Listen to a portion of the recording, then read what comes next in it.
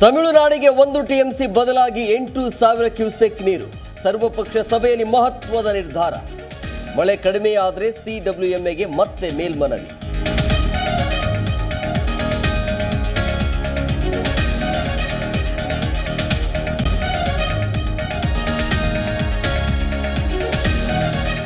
ರಾಜ್ಯದಲ್ಲಿ ಅಲ್ಪ ಸ್ವಲ್ಪ ಮಳೆ ಆಗಿದೆ. ತಮಿಳುನಾಡಿಗೆ ನೀರು ಬಿಡಕ್ಕಾಗಲ್ಲ ಎಂದ ಅಶೋಕ್. ಇಂಡಿ ಒಕ್ಕೂಟವನ್ನ ಮನವೊಲಿಸಲಿ ಎಂದ ಸಿಟಿ ರವಿ.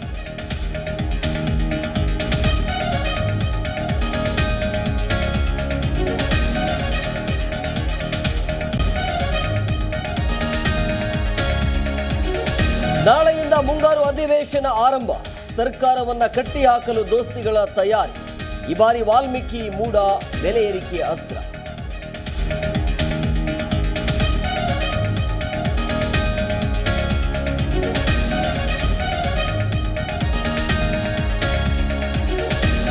ಜೋಗ್ ಫಾಲ್ಸ್ ನೋಡಲು ಜನ ಸಾಗರ. 30,000ಕ್ಕೂ ಅಧಿಕ ಪ್ರವಾಸಿಗರಿಂದ ಜೋಗ ವೀಕ್ಷಣೆ.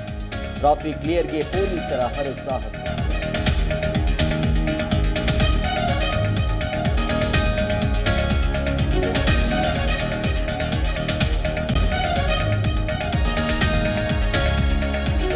ದೆಹಲಿಯ ಜಿಟಿಬಿ ಹಾಸ್ಪಿಟಲ್ ಅಲ್ಲಿ ಫೈರಿಂಗ್. ಗುಂಡಿನ ದಾಳಿಗೆ 32 ವರ್ಷದ ರೋಗಿ ಬಲಿ. ಆರೋಪಿಗಳಿಗಾಗಿ ಪೊಲೀಸರಿಂದ ಶೋಧ.